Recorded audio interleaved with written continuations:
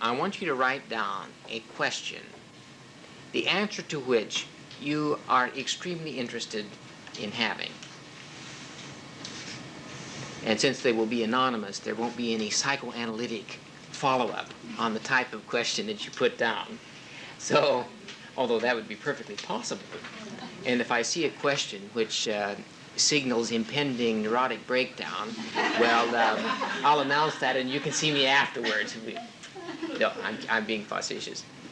No, just write down, think of something that you have a passionate interest in having the answer to. And if you don't have any unanswered question in your life, then we are in deep trouble in this class. Now, I'm looking at all these blank faces. Now, I hope it's because you have so many you don't know which one to start with, and not because you don't have any. So just write down the question. It should start with a WH. You know? What, why, when, where. One. How will the next generation be able to cope with the world around them? What are some specific influences on teaching behavior which or should result from an understanding of the Anissa philosophy? How can people be helped to develop more respect for others' rights and property? Is there an order to the universe which has an external correlate, a divine plan? Does the universe tend towards negative entropy? Is man basically good or evil? Why does man continue to pollute his environment when he knows it'll lead to his own destruction? What blocks a person from performing tasks that is expected by peers to be performed? When a child comes to school with an incorrect method of printing but is succeeding with it, why is it necessary to change him, or is it? What will I be doing in the fall? Says job, question mark. I think I recognize the handwriting.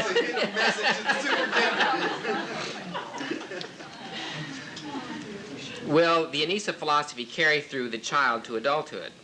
Where did Anissa begin? Where is the world heading, or what is to become of us? What causes the different behavioral characteristics between the dog and a cat? What is the origin of the cat? Does one really learn more thoroughly on the alpha brain level? What is the meaning of life, and where do we go from here? Why do we always strive for perfection when we know we can't attain it? Is incarnation a reality? Will the Red Sox win the pennant? What will happen in the future as far as our natural resources are concerned? What are the implications of Anissa and as his theory pertains to the middle school child? When a baby is conceived, where does the soul come from? What's life's value? How are large airplanes able to get off the ground? Why must man die? Why does the younger generation generally more aware of things and happenings today? Maybe it's why are they? What are the root causes of high crime rate in this country, and how can the people who become enmeshed in committing crimes be helped? In other words, what actions can society take to correct the situation? Why do some people stand up well emotionally to trauma and others break down? Upon what is foresight based? What is reality in contradistinction to the common sense reality we perceive? What are the characteristics of a comprehensive model of education? And will I be able to reflect in this workshop? Will I be able to reflect this workshop in my teaching next year? Now, you saw a range. Did anybody get any sense of maybe 2 or 3 or 4 basic types of questions? Anybody? There are very few factual questions that you can answer with a straightforward fact. All right, let us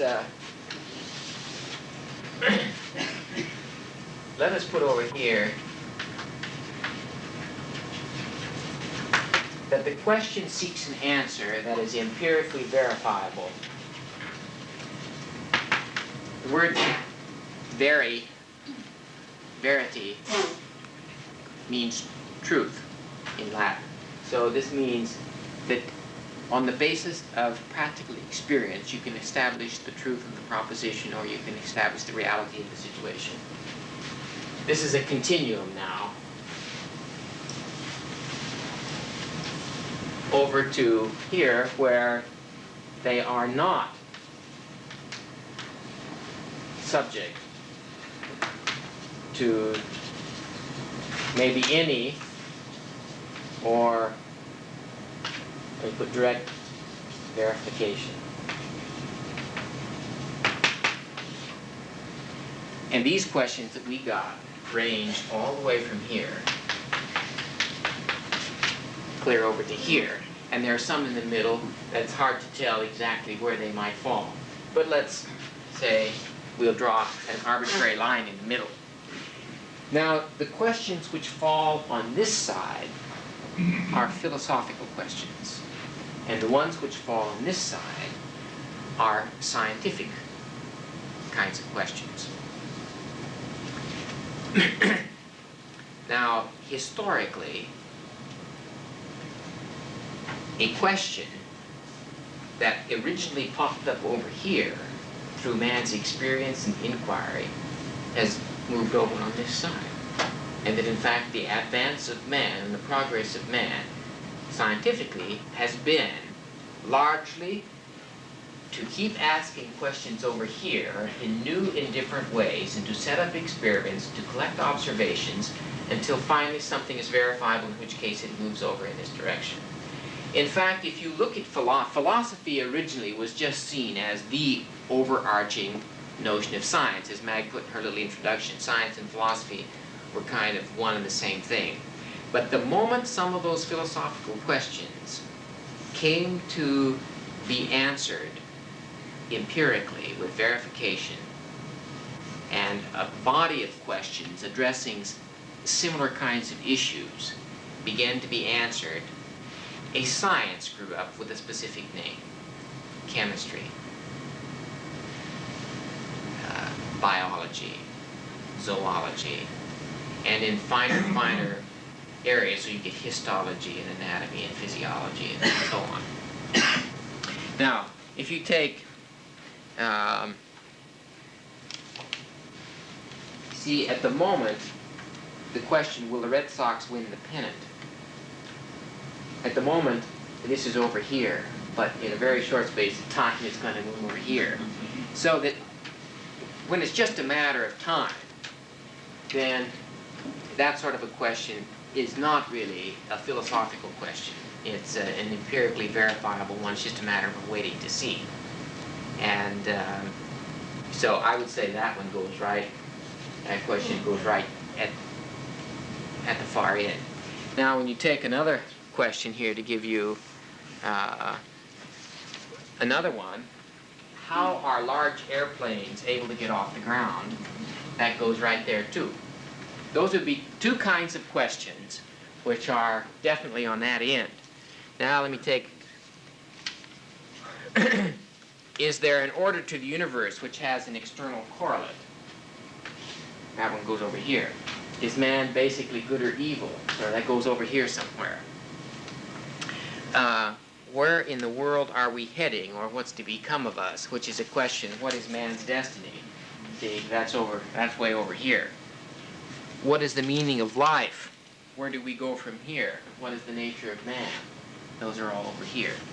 Now, the interesting thing is that the questions posed here create a kind of thinking which leads to remarkable discoveries. That's why philosophy is called the mother of all science. Now, in ANISA, we expect this educational system to function conceptually the model as the bedrock on which education can emerge as a definitive science, so that we can be held accountable as professionals, and so that the preparation of teachers can rest on a scientific foundation where you not only know what it is you have to do, but you can be taught how to do it and get predictable results. Therefore, if philosophy is the mother of science, and if we want education to emerge as a science, then it must have a philosophical basis which helps us ask all of the questions that will stimulate the thinking, that will enable us to go after all of the answers, which when we begin to accumulate them will function as an empirical foundation for a science. See, at the moment, education is seen more in traditional terms. We simply do what was done in the generation before, more or less. But we don't ask necessarily, why do we do it? Or if we are sure something isn't working, we don't get necessarily terribly outraged about it. See, but if you were a physician and you performed surgery in accordance with a given theory, and you lost the last 250 patients, somebody would be upset about it, and the theory would be challenged, and you would be compelled to change it. And if any medical school went on teaching its medical students a practice based on that theory, the medical school would suddenly be out of business. Now, medicine, only recently, in the last couple of 100 years, has come out of a kind of has come out of a situation that is a little bit like education is in now. It wasn't too long ago that people were wearing little sulfur bags around their neck, hoping that it'd make smallpox go away, and were doing all kinds of extraordinary things. See, letting blood, and well, I think there are enough of you here who remember probably some of the things that your mothers did to you, or you remember your mother talking about things that your grandmother did to your mother of that nature. And but now we ask the question, and we expect doctors not to make mistakes. At least they should not make mistakes that derive from erroneous theory. They expect, by and large, that the knowledge base for the practice to be empirically verifiable. And if they violate this, then you have a malpractice suit against you. Now, without an empirically verifiable basis, there would be no possibility, even any thought in our society, of malpractice suit. Did you ever hear of anybody bringing a malpractice suit against a Navajo shaman? It's the medicine man. No. Because the basis for his practice is largely psychological, and he deals an awful lot in psychosomatic disorders. And they work sometimes and they don't work sometimes, because there's no distinction there between a psychosomatic illness and an organic impairment. A psychosomatic illness is a non-organic functional or functional impairment. I know a lot of people, for instance, who are psychosomatically blind. They can't see, but their eyes are okay. And they can't see for a psychological reason, and once that reason is removed, they see again. 85% of the people who suffer from asthma have psychosomatic asthma. There is nothing in the air that is causing the bronchial tubes to swell up. There is a modality of thought which causes the lungs to fill up. And once that's changed, then the lungs don't fill up. So, and of course, psychosomatic medicine has an empirically verifiable basis, but it is not as clear as sort of regular medicine is. All right. An educational system is dealing with such non-empirically verifiable issues like the nature of man, and what is the meaning of life, and where are we going, and what's our ultimate destiny. And we came to the conclusion when we started out on this safari to create a new educational system, that if the educational system did not address the ultimate questions posed by man in some way, shape, or form, it would not emerge as an educational system that would be viable in the year 2000 and beyond. And therefore we have tried to meet head-on every one of these kinds of issues and to take a stand on it. The stand may be wrong, but if it is, then ultimately it will become known. Now, you will see that in order to get from here over to here, you have to go through several steps. So from that philosophy, we have developed a body of theory. And as you'll see this afternoon when we talk about theory, we find a way of linking the statements in theory to observables. Things that you can actually interact with and see and hear and taste or whatever. And this is the way in which your philosophy actually influences what you're able to do by being, in a sense, transformed down each time. The thing that intervenes here is the model itself, which is the expression of the way you want to do things on the basis of those propositions which are set forth in the theory. We have a chance to get a clear sense of what some of those are, and we'll take them right down to the grassroots level, the teacher in a particular classroom, namely you in Suffield with your kids, to see exactly how this modality of thought begins to influence how you use your energy with those children in a way that will make them better learners, which is really the ultimate objective of the ANISA model, an objective which is derived from certain propositions in the philosophical base of the model. Well, let me give you an example of what I mean by an empirically verifiable statement by answering how are large airplanes able to get off the ground. And I know when you're in one, like the 747, it's like a Hilton hotel taking off. And there's this incredible strain for this thing to get off the ground, and it takes off so easily. It really is something of a miracle. Now, I think it was Francis Bacon again who made a very telling statement, which was, if you want to manipulate universal law, natural law, you can only do it by obeying it. So, getting a big airplane off the ground is simply a matter of finding out what laws have to be obeyed in what way in order to get it off. And there are two basic laws which are in operation. And we won't go into it in great detail, but just to show you that we do know the answer, and therefore we didn't used to, but the question was posed, and finally it's over here. One is the law that if a force is exerted in that direction, an equal force will be exerted in that direction.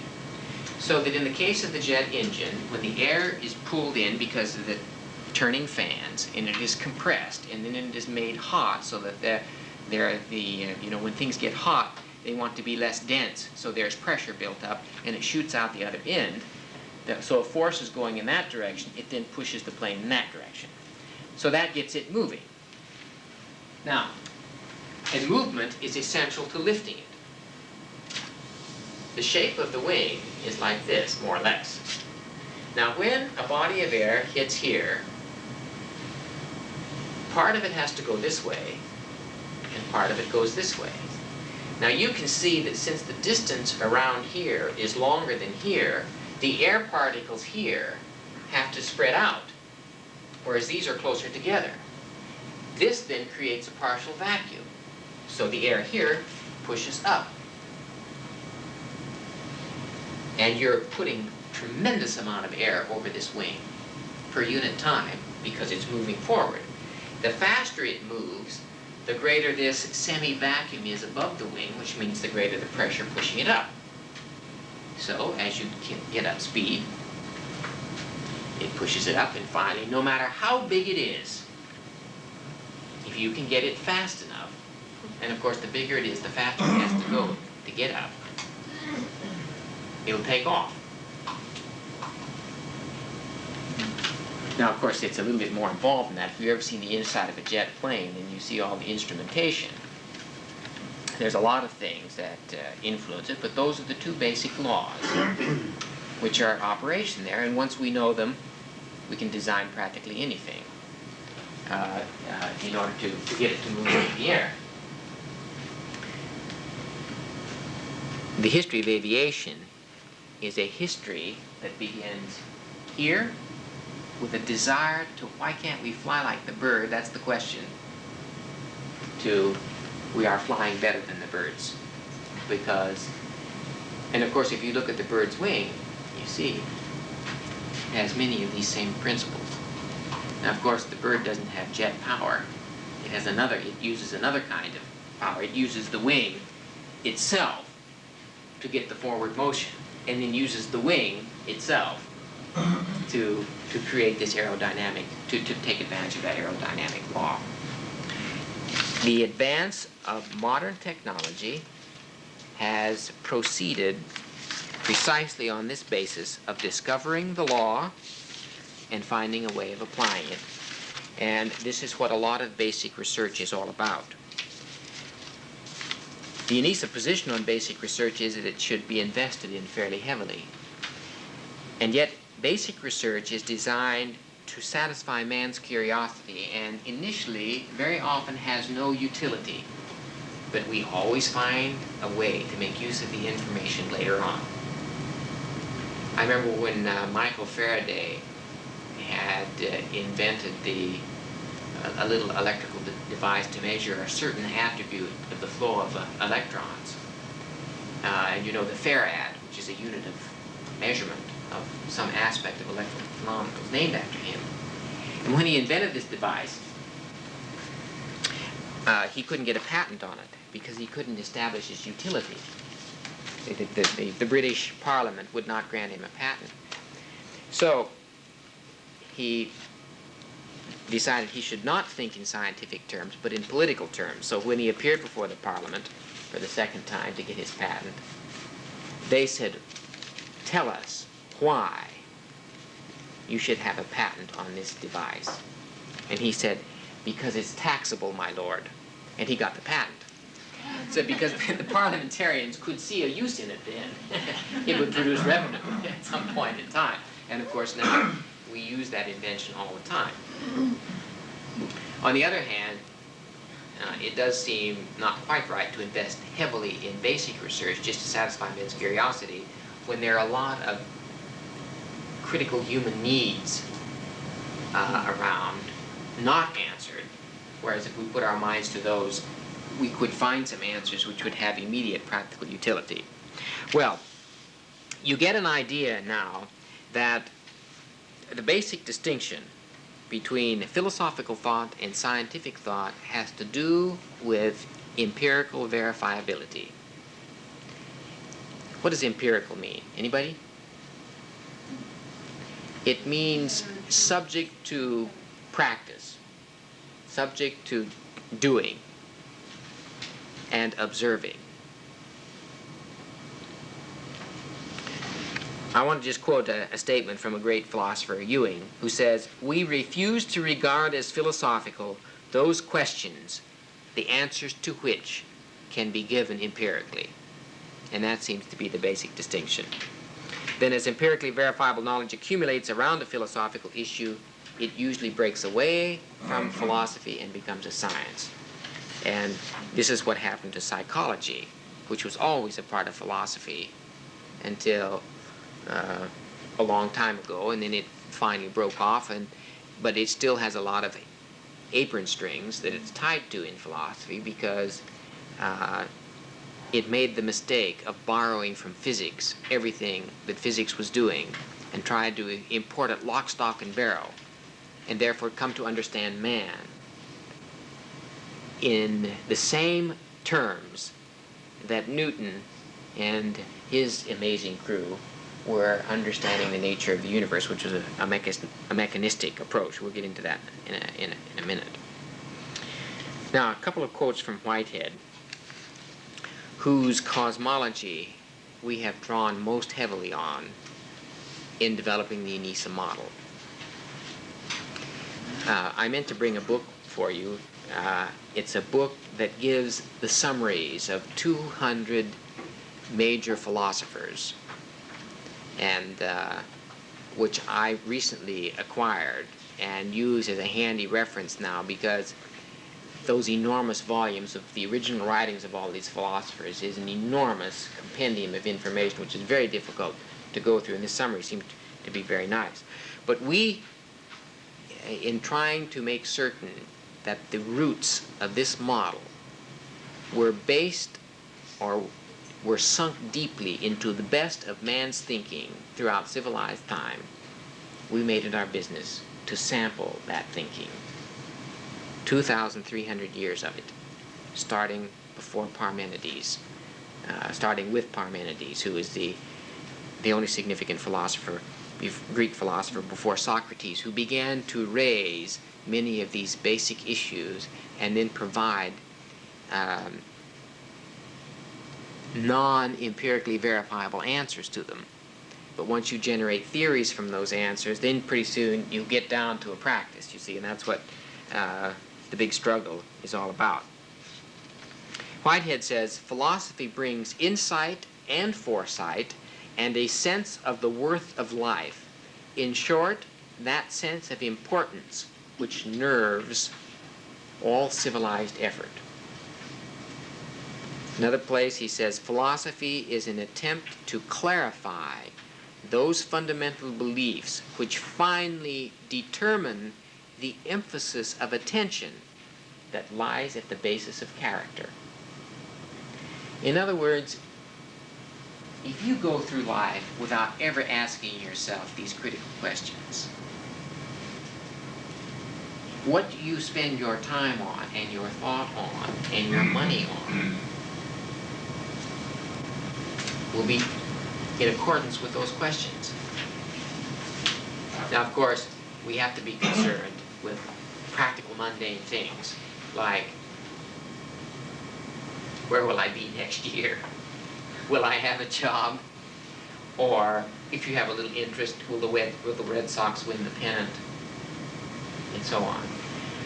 But if our level of thought is always down there, then life will come and go, and you will not have participated in that force that nerves civilization forward. In fact, you sort of be on the drag end of things, rather than on the cutting edge of what Whitehead calls nudging the race forward, reluctantly and painfully, being on the cutting edge. Now, it is our thesis that the educational system should itself provide children with the kinds of stimulus that make them ask the critical questions so that they are on the cutting edge. The educational system should not be simply a place where information about the status quo is disseminated and where we expect the students to receive that information passively and not critique it or challenge it, but just go on. Because that kind of an educational system is creating an obsolete model of man. It just isn't going to survive the year 2000 the way we're going now. And I think we'll be able to demonstrate that case very convincingly as we move forward. Now, Mag has given you a number of quotes in the Whitehead thing, and I'm going to be referring to those some a little bit after the coffee break, because after the coffee break, I want to begin examining some fundamental propositions which outline the philosophical basis of the ENISA model. Incidentally, some of you may have read that little pamphlet on philosophy, and if you don't have it, we can certainly bring some. I don't know what, Mag, do you have sets of them that you can make available? This is called The Philosophy of the Anissa Model, written by Ray Shepard and myself. And I just wanted you to know that that little 20-page article is a condensation of this. And this is a condensation of all of those philosophers, starting with Parmenides. And it is a review of those basic perspectives by the great thinkers of all time. So that Anissa is creative in the sense that it relied on and synthesized the best thinking of the greatest minds of all time. And that's why we feel bold enough to appear immodest and say that we have the conceptual foundations for a new educational system for the year 2000 and beyond. And when the going gets tough and the big guns are turned against us to shoot us down, which is always what happens when anybody comes up with a new system, this system will not collapse very easily because it is resting on such firm foundations. The Anissa tree will not blow over because its roots are very deep. So that anybody who takes us on has to take on all the philosophers of history, and have to take on Whitehead. Now, of course, Whitehead makes a very important point, namely, you have to be willing to be humble before the facts and to change your mind when evidence to the contrary of your position is presented. And we've tried to build that into the Anissa model. We've been changing for the last 13 years. We're changing now. We'll never be the same. That's why we can never tell you what the last word is in Anissa, because every time we get a new insight or somebody else comes up with something or somebody challenges us and they seem to be right and we're wrong, then we have to change our thinking. And this is the way the model has grown. This book is Whitehead's book, Process and Reality, and by some strange chance it was given to me by kind of a kooky friend. It just says, "For Dan, may you read and enjoy this." And he told me he got to page 8 and gave up. No, yes, page 8. He wrote a little note there. And that was the end of it. And he gave the book to me. And I started reading it. And as you can see now, it's well underlined and noted. I have extracted from it statements, insights, definitions, hints, propositions, and so on, and put them on 3x5 cards and have a drawer this big, because I'm preparing to give an advanced seminar in Whitehead in a couple of years. I keep saying in a couple of years, so I should have given it 5 years ago, but I keep putting it off 2 years. It's amazing stuff. And I wouldn't necessarily recommend that you read it, but because it is incredibly difficult. And that's because it is so abstract. And it is abstract because it is trying to address, to find the ultimate principles underlying the nature of the universe and where man fits into it. Now, when we first started putting together this educational system, I really had no intention of taking all that on. I thought, get a nice little school and get these little kiddies in there and teach them how to read in a better way, and that'd be it. But I found out that this issue of the nature of man had to be addressed fully. Otherwise, we had no hope of being different from 22 other educational models in the country. We have now examined those 22 other models. And there must be more than that around, but they're just not called models. In fact, we don't think they are. Those 22 are models, because they're not characterized by specifications, which would enable you to recognize the model if you saw it. And I don't think any one of those models has anywhere near the clear conceptual foundation and the clear, coherent body of theory that Anissa represents. The greatest living organismic philosopher is Charles Hartshorne. He's at the University of Texas. He was a pupil of Whitehead's. And he has said in a publication not too long ago that it will take 10,000 years for man to exhaust the insights of this cosmology.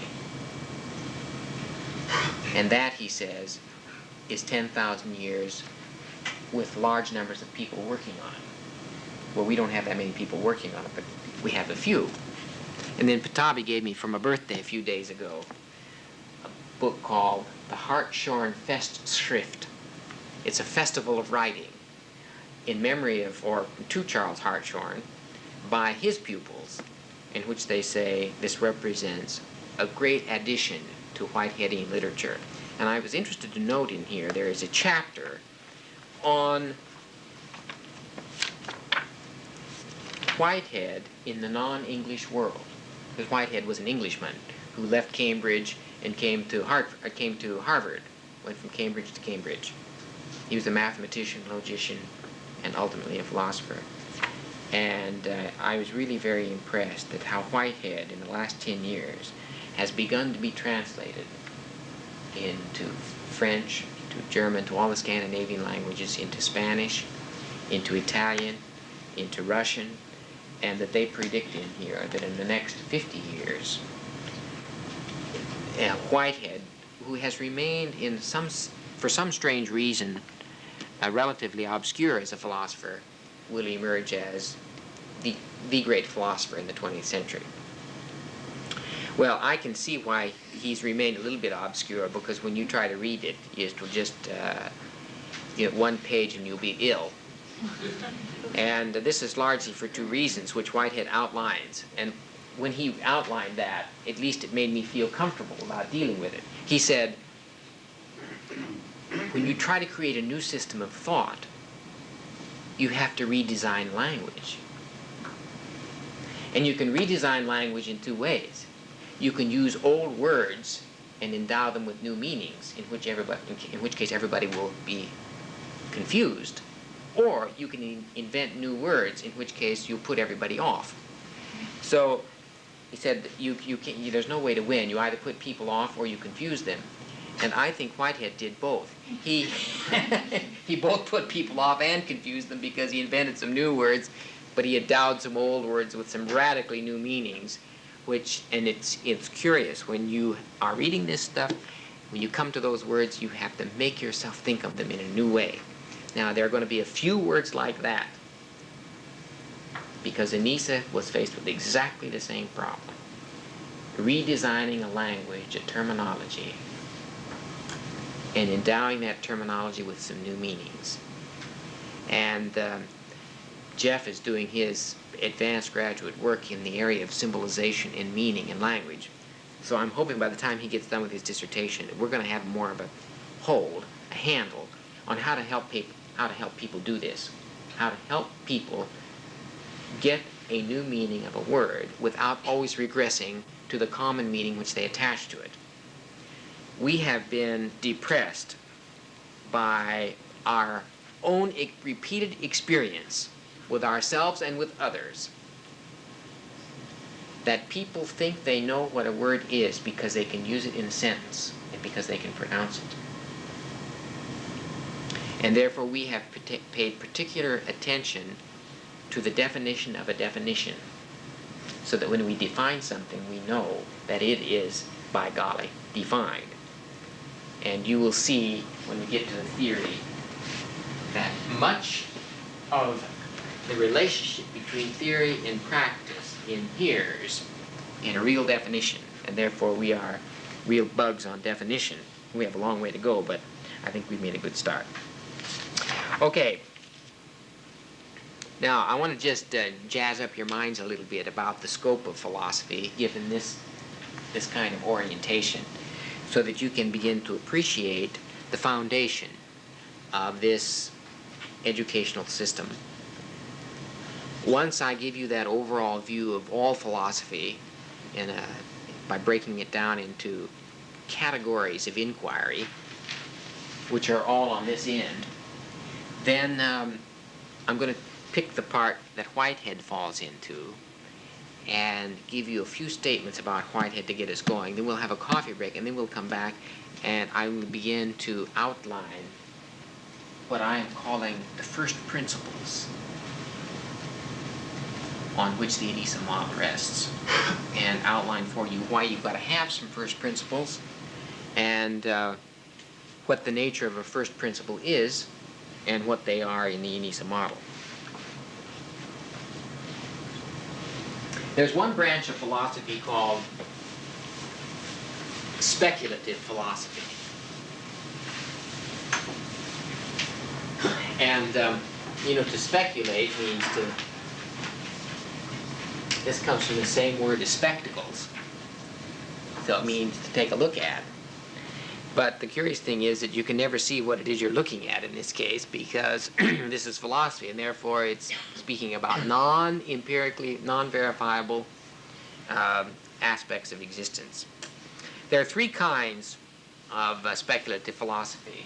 One is called, you don't have to take this down unless you just want to, but I just want you to get an idea of this vast sea of knowledge on which this model rests. Ontology and cosmology.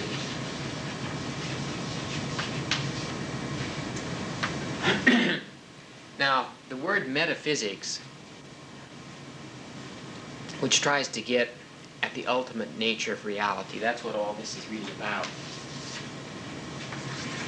Ontology means a study of being or reality. These sort of tries to get behind whatever exists behind appearances, which is also what reality is. Aristotle wrote a book called Physics, which is about all the things that exist in the world, in the concrete material world. Then he wrote a philosophical book called Metaphysics. Meta is the Greek word that simply means after. So he wrote physics, and then he wrote metaphysics, which means just a book after physics. So that word kind of stuck and came to be referred to a kind of thought that attempts to get behind physical reality or concrete experience, you see. Cosmology tries to discern or disclose the ultimate order of the entire universe as a way of getting at the nature of being a reality. And this is a cosmology, and Whitehead is a speculative philosopher. So this is where the big thrust of philosophical inquiry has been. Now, let me give you an example of the problem with reality. Most of you will agree that this is real. But the only way you can relate to it is on the basis of its appearance. It is cream-colored. It has a texture. It has a certain sound and a certain weight, and it will burn or not burn, depending on what it's made of. But what is it? Is that all it is? Just an accumulation of attributes which you can pick up through sense perception? Or is it something else? Well, these philosophers would say it is something else. If you try to deal with this only on the basis of those attributes, you will not be really in touch with it. Now, think what this means when you're relating to a child. Do you think you are in touch with that child's reality because you can see that he's a little bit podgy, that he's frowny, that he's got blonde hair, he's got blue eyes, and that he wears his shoes untied? Does that put you in touch with the ultimate substance and reality of that creature? Well, hardly. And yet, we have repeatedly observed parents, teachers, human beings who relate to other human beings precisely on that level. And in fact, people get married on that basis. Now, if you really want to know what this is made of, you have to become so abstract that it's, for most people, meaning is lost. But this stuff is made up of, ultimately, a tight field force of magnetism, bound energy in the form of electrons whizzing around a nucleus. And these electrons are, just negative charges. Actually, they're positive charges, but we call them negative because Benjamin Franklin made a mistake. And he called positive charges negative and vice versa, and it stuck.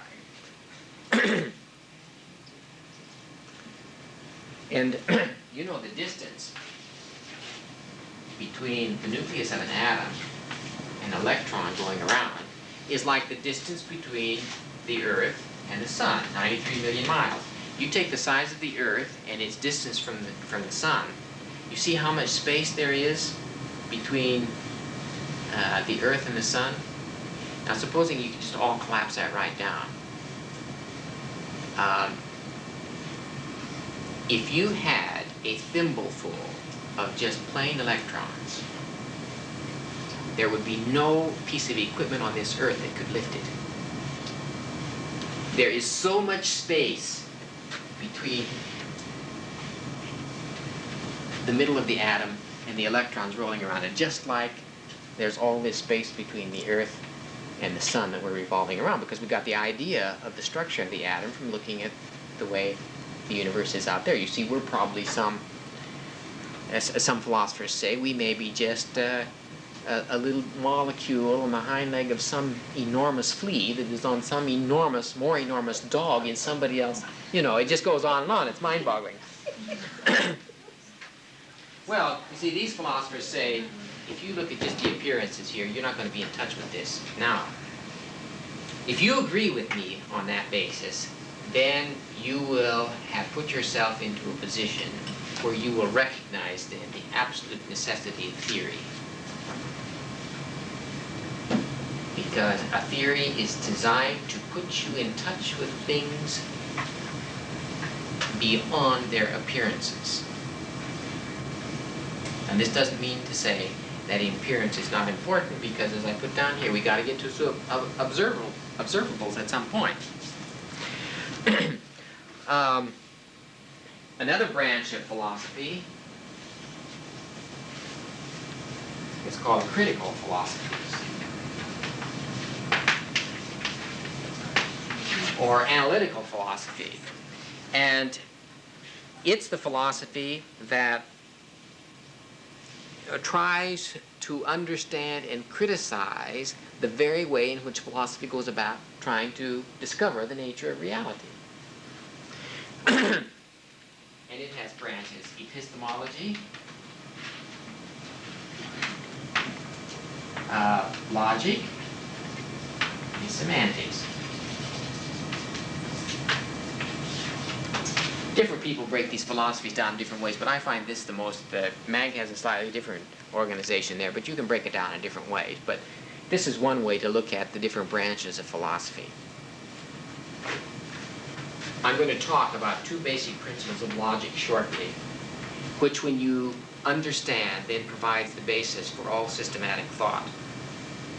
And without it, you'd be kind of a dummy. That's why ultimately when we get all of the cognitive part of the ENISA model together, there will be introduced for children very early on a course in logic, so that by the time they are in high school, they are wonderful logicians. They are critical of the process of thinking itself, and therefore are sensitive to all kinds of non sequiturs. And therefore, they would be rather trying to have in class, unless you're absolutely on your toes. See, this is the problem you always run, of creating a child that's smarter than yourself, quicker than you are. And since you have 30 to look after, and he's just got to look after himself. I feel that a little bit that way being a professor. I envy all my students who can read all the time. See, they now can read things that I can't read.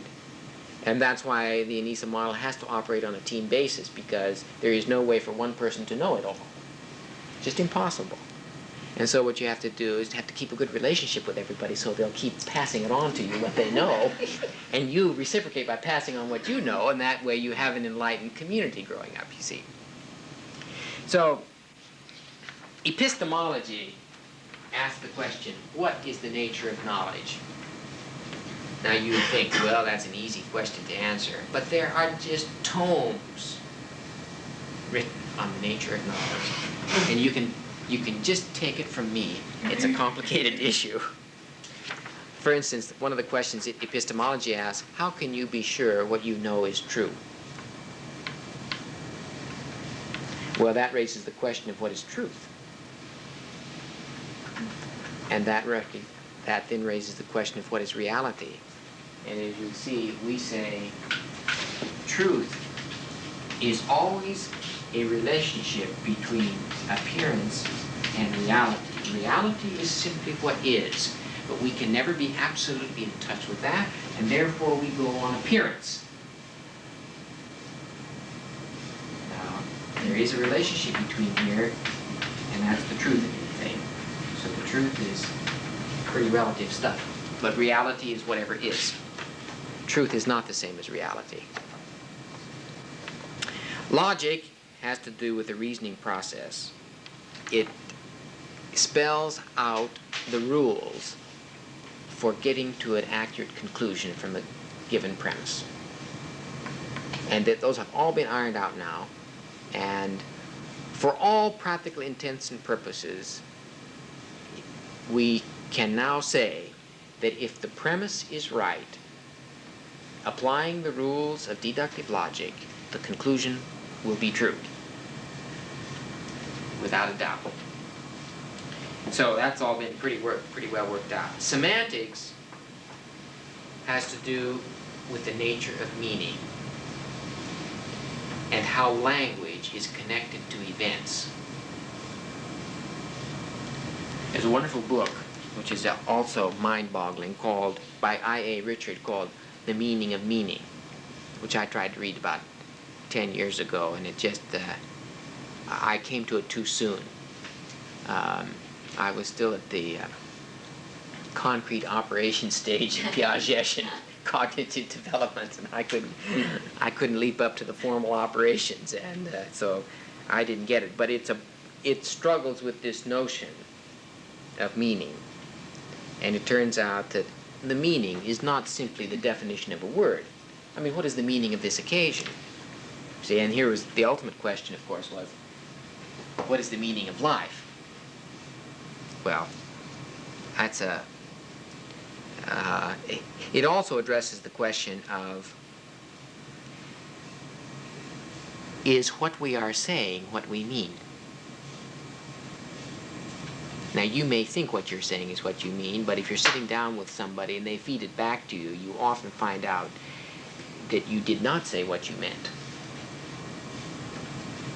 It is hard to say exactly what you mean and to be certain that other people have gotten it. And of course, the medium for that is language, and therefore the ability to handle language is of critical importance in the Anissa model, because a person who can say what he means and be sure that other people get the meaning is better off than somebody who can't. And here we are in a great conflict in American society, because we do not make excellent speech a prerequisite necessarily for certification. We would in the Anissa model ultimately. Do you know, in Russia, there is no correlation between your social class origins and whether or not you become a physicist, a state engineer, a medical researcher, zoologist, biologist, or astronaut. Because in the Soviet nurseries, at the very earliest ages, the children are exposed to excellent speech models. Since we come to know reality only by interacting with its appearance, then the language we use, which is the representation of that appearance inside of our head, has got to be extraordinarily accurate. Otherwise, we will not be in touch with that reality. And when we are not in touch with it very well, we will be ineffective in dealing with it. And therefore, language is of super importance. Now, what do? In daycare